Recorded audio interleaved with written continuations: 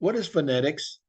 Phonetics encompasses the overall attributes to speech, which can be classified into three distinct categories. Articulatory phonetics involves analyzing how speech sounds are produced and articulated. Acoustic phonetics, the subject matter pertains to the tangible characteristics of speech, specifically in the form of sound waves traveling through the air. And the auditory phonetics is the perceptual phonetics, focuses on how the speech sounds are perceived through the ear. Consonants. When we describe the articulation of a consonant, we focus on three features: the voiced or voiceless distinction, the place of articulation, and the manner of articulation. Voice and voiceless sounds. To produce a consonant sound, the air expelled by the lungs is directed through the trachea, which is the windpipe, towards the larynx. Within the larynx, the vocal folds are known as the vocal cords, assume two distinct positions. One, the voiceless sounds are produced when the vocal folds are separated and allowing the air from the lungs to pass through without any hindrance. Two, when the vocal folds are brought close, the air from the lungs continuously separates them as it flows through, resulting in the production of voice sounds through vibration.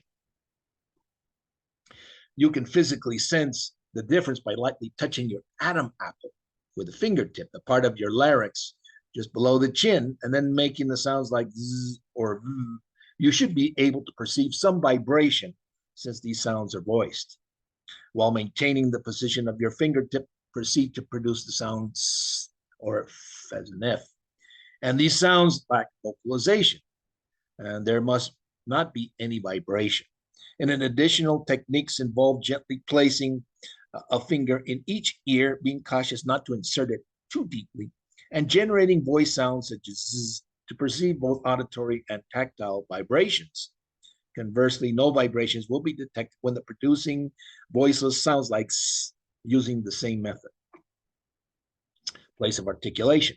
After passing through the larynx, the air travels through the vocal tract and ascends through the pharynx, which is elongated tube measuring approximately 4 inches. Subsequently, it is expelled through either the mouth, the oral tract, or the nose, which is the nasal tract.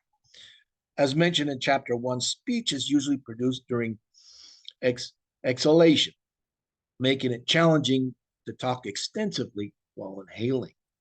The majority of consonant sounds are created by utilizing the tongue and other components of the oral cavity to restrict in a certain manner, altering the configuration of the oral passage through which the air flows.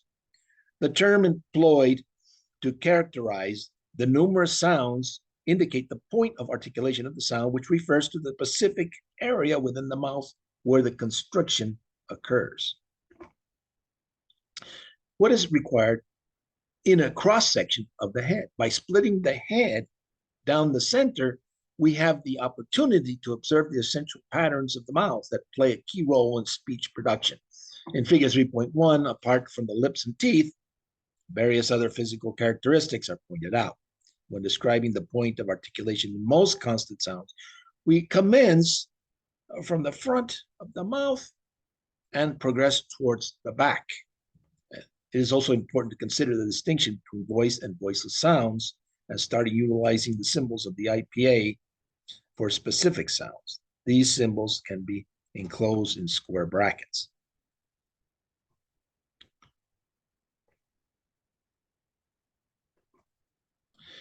Familiar sounds. There's several of the symbols employed in phonetics to represent the consonant sounds will be recognizable. The voiceless consonant in pop, which is denoted by a P.